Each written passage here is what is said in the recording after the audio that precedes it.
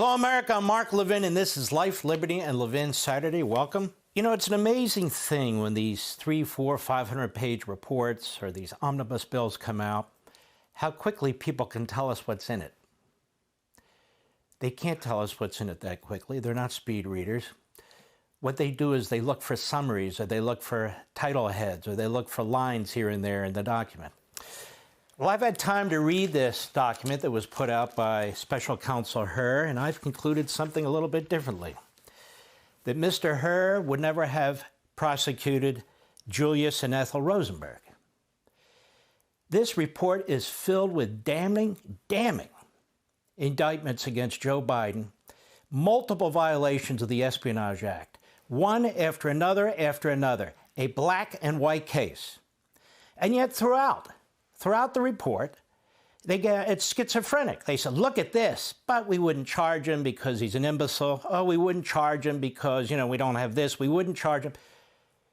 If only Donald Trump had such a prosecutor. But let's take some time, as we like to do on this program. Here's the report. I've read it all, and there we go. I want to go to relevant parts that you have not heard, given the nature of broadcasting, but this show, we do things a little differently. Right there in the beginning. Our investigation uncovered evidence that President Biden willfully retained and disclosed classified materials. He lied about this the other night. He said he didn't, because he's a liar. He's a serial liar. Apart from the mental problems, he's got character problems. Disclosed classified materials after his vice presidency when he was a private citizen. That is a crime. These materials included 1, marked classified documents about military and foreign policy in Afghanistan. 2, notebooks containing Mr. Biden's handwritten entries about issues of national security and foreign policy, implicating sensitive intelligence sources and methods. That is a crime. FBI agents recovered these materials from the garage, offices, and basement, and the den of Mr. Biden's Wilmington, Delaware home. That is a crime. However, for the reasons summarized below, we conclude that the evidence does not establish Mr. Biden's guilt beyond a reasonable doubt. Really? Well, we have a prosecutor's office filled with Helen Kellers, I guess. Biden regularly wrote notes by hand in notebooks. Some of these notes related to classified subjects, including the president's daily brief and National Security Council meetings, and some of the notes are themselves classified. Mr. Biden wrote in 2007 and 2017 memoirs with the help of a ghostwriter. In a recorded conversation with his ghostwriter in February 2017, about a month after he left office, Mr. Biden said, while referencing his 2009 Thanksgiving memo, that he had just found all the classified stuff downstairs. Wait a minute. He said that in 2017. By my calculation, that's 7 years ago. So there he is, President of the United States. He sees what they're doing to Trump. He knows he has classified information downstairs. Does he say, hey, everybody, I've got information here? Does he call in the Attorney General, the FBI, anybody? No. But he's been very cooperative once they found the incriminating information. At the time, he was running a home in Virginia where he met his ghostwriter to work on a second memoir. Downstairs from where they met with Mr. Biden's office, in his office, where he stored his papers. He moved out of the Virginia home in 2019, consolidating his belongings in Delaware, where FBI agents later found marked classified documents about the Afghanistan troop surge in his garage. Mr. Smith, what do you think about this? I'm talking to you, Jackie. What do you think about this? Then they put here, several defenses are likely to create reasonable doubt as to such charges. Now, ladies and gentlemen, honestly, I've never read that in any prosecutorial document in my life. Now, this is a report. It's not a charging document, obviously, but he has several defenses that he can raise. Well, if you think he broke the law, which he clearly did, then he can raise the several defenses on his own. I've never seen a government raise the charges and then raise the defenses and then conclude, well, in the end, no jury would find him guilty anyway. And besides, we don't even think we can prosecute or charge a sitting president. Now, what do you think Jack Smith would do with this information? You think he'd honor the memo from the Department of Justice that you can't indict a sitting president? He's broken through attorney-client privilege barriers. He's broken through executive privilege barriers. He's broken through immunity barriers. He could care less. This guy, very concerned. They go on. We've also considered that at trial, Mr. Biden would likely present himself to a jury, and this is where the media is jumping all over, and it's true, but it's not the only thing, as he did during our interview of him as a sympathetic, well-meaning elderly man with a poor memory. Gee, we've never sent such men to prison, have we? Prison's filled with people like this. Based on our direct interactions with and observations of him, he's someone for whom many jurors will want to identify reasonable doubt. Who writes a report like this? Is this guy a psychiatrist or is he a prosecutor? It would be difficult to convince a jury that they could convict him, by then a former president well into his 80s, of a serious felony that requires a mental state of willfulness. You know what this is? This is a cover-up. They lay out all this factual information, then they say, no jury in their right mind. I mean, we've got an imbecile, we've got a guy, you can't prove intent, even though he willfully did these things. Let's see, willfulness and intent seems like a synonym to me. Notebooks containing classified information. FBI agents recovered from unlocked drawers in the office and basement den of Mr. Biden's Delaware home a set of notebooks he used as vice president. Evidence shows that he knew the notebooks contained classified information. Willful and knowledge. Those are pretty strong elements of a crime, don't you think? Some evidence also suggests Mr. Biden knew he could not keep classified handwritten notes. Wow, malice of forethought. At home, after leaving office, Mr. Biden, who had decades of experience with classified information, was deeply familiar with the measures taken to safeguard classified information and the need for those measures to prevent harm to national security. Wow. Asked about reports that former President Trump had kept classified documents at his own home, Mr. Biden wondered how, quote, anyone could be that irresponsible, unquote, and voiced concern about, quote, what data was in there that may compromise sources and methods. Wow. Well, Vice President, he kept his notebooks in White House safe for a time, in contrast with his decision after leaving office to keep them at home in an unlocked drawer.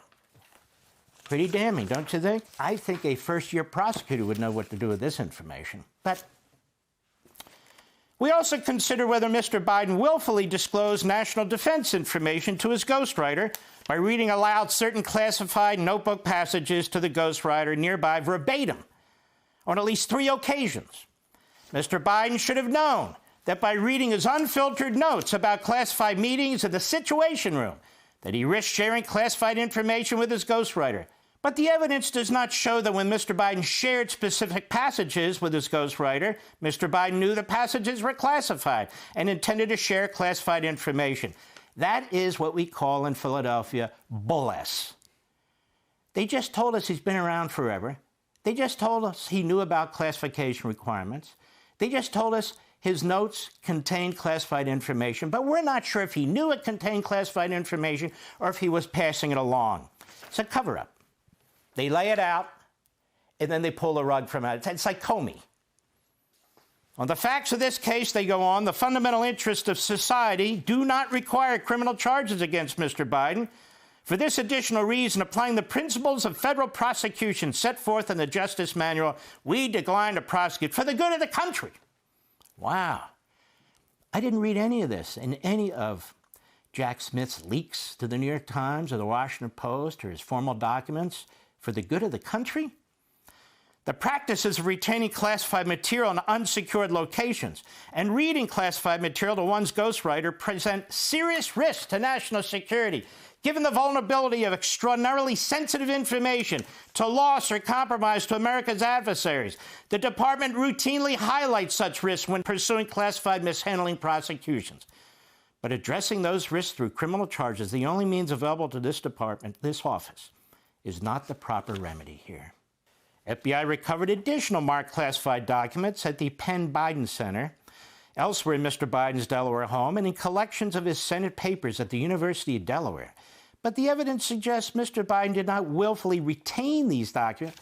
Didn't they just say he willfully retained documents? Did I not read this from the beginning of the of these documents? Willfully, knowingly, shared them. You go to page 12. He didn't willfully retain these documents, and they could plausibly have been brought to these locations by mistake. You know what's funny about the Espionage Act? It doesn't care if you made a mistake. It's gross negligence. Ooh. Mr. Biden's ghostwriter's destruction of evidence. Oh, do tell. After learning of the special counsel's appointment in this matter, Mr. Biden's ghostwriter deleted audio recordings he'd created of his discussions with Mr. Biden during the writing of Mr. Biden's 2017 memoir. The recordings had significant evidentiary value. After telling the special counsel's office what he had done, the ghostwriter turned over his computer and external hard drive and consented to their search. But why did he destroy them? Doesn't tell us. Based on the FBI's analysis, it appears the FBI recovered all deleted audio files relating to the memoir, though portions of a few of the files appear to be missing, which is possible when forensic tools are used to recover deleted files. So why did he delete them? And then, of course, he turns over whatever he has later. The ghostwriter kept and did not delete or attempt to delete his near verbatim transcripts of the recordings and produced those transcripts to us, including for each of the incomplete recovered files. What we're finding here is that once an investigation is started and people start to find out, it's like Joe Biden. I'm cooperating. Wait a minute, you stole documents out of the Senate SCIF. Yes, but as soon as I found out about it, I started cooperating. That's like, yes, I shot that guy, but you know what? I'm cooperating now. Come on. Well, the ghostwriter admitted that he deleted the recordings after he learned of the special counsel's investigation. Oh, there you go. The evidence falls short of proving beyond a reasonable doubt that he intended to impede an investigation, which is the intent required by law. In 2010, the executive secretariat team around Biden raised concerns about the number of classified briefing books that Biden had not returned, and the fact that even when they were returned, some of the content was missing. Ooh. These concerns were raised with Hogan, who was the counsel to the vice president, as well as Mr. Biden's personal aide and military aides. Emails indicate that the executive secretary team alerted Hogan, the attorney, to the issue at least in June 2010, when nearly 30 of the classified briefing books from the first 6 months of 2010 were outstanding, a.k.a. missing. And in August 2010, when Mr. Biden failed to return top secret, sensitive, compartmented information, contents of a classified briefing book that he had received during a trip to the Hamptons in New York. I thought he was Joe from Scranton. Well, I guess so. We were unable to determine whether these materials were ever recovered. Are you kidding me? Although they were likely found and disposed of by military aides and naval enlisted aides, they have no idea where those materials went. That's a crime. During the Obama administration, Mr. Biden's staff regularly collected and reviewed his note cards to determine if they contained classified information so they could eventually be archived as presidential records. At the end of the administration, Mr. Biden's staff arranged for him to store most of this classified note card information, which contained notes on the president's daily brief, that's top secret, and other classified information in a SCIF at the National Archives. In contrast, Mr. Biden held his notebooks close, and his staff did not review them. After the administration, private citizen Biden brought his notebooks home with him, stored them in unsecured locations that were not authorized to store classified information, even though the notebooks, like the note cards, contained classified information. More in the report. Mr. Biden wanted to take copies of his note cards when he left office to help write his book. When conceiving of and writing the book, Mr. Biden worked with a ghostwriter, Mark Zwantzer. In 2016, Mr. Zwantzer reached out to Mr. Biden's staff, requested help with locating Mr. Biden's journals and notes that would be helpful in writing a book. As he approached the end of his vice presidency, Biden sought to keep copies of his note cards and other records for use in the book writing process.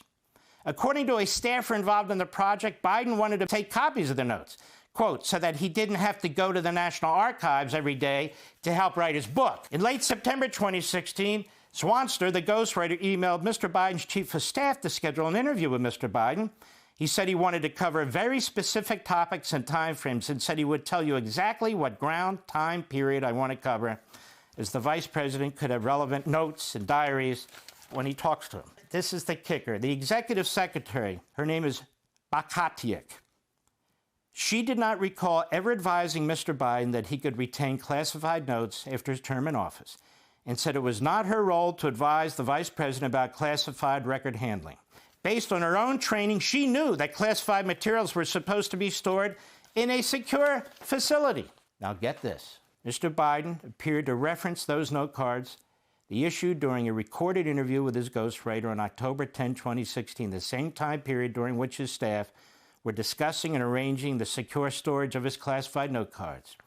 At the time, Mr. Biden was reading aloud from his, quote, foreign policy, unquote, notebook, including reading notes from meetings in the Situation Room. Mr. Biden's notebooks were separate from his note cards, though he often took similar and similarly classified notes in each. Referring to his foreign policy notebook, Mr. Biden added, quote, they didn't even know I have this. Now, ladies and gentlemen, you have specific intent, you have willfulness, you have confessions. It's documented, you have eyewitnesses. And they choose not to charge him. The issue of whether you can charge a sitting president aside, they choose not to charge him. And they charge Donald Trump with a setup on obstruction, which is outrageous. And the Espionage Act, I would argue, because the Constitution trumps a statute, doesn't even apply to a sitting president when he's taking documents with him. But he didn't declassify. Hello, he's the president of the United States. By his action, he took the document with him. But why would you even bring it to the point of charging a former president of the United States? A former president of the United States. Biden was never president of the United States. He's not the executive branch. The president is. Hillary Clinton's not the executive branch. She was Secretary of State. They have felonies all over them under the Espionage Act, and neither were charged. This is a cover-up. For all the information that's provided, it goes on and on and on saying that we would never charge this, a jury would never convict. And besides, this isn't Donald Trump. Donald Trump obstructed. Joe Biden didn't obstruct just because he held all this information, knowingly violated the law, conferred information to a ghostwriter, and on and on and on. It's not the same thing. You're right. Because what Joe Biden did is 1,000 times worse. I'll be right back. Hey, Sean Hannity here. Hey, click here to subscribe to Fox News YouTube page and catch our hottest interviews and most compelling analysis. You will not get it anywhere else.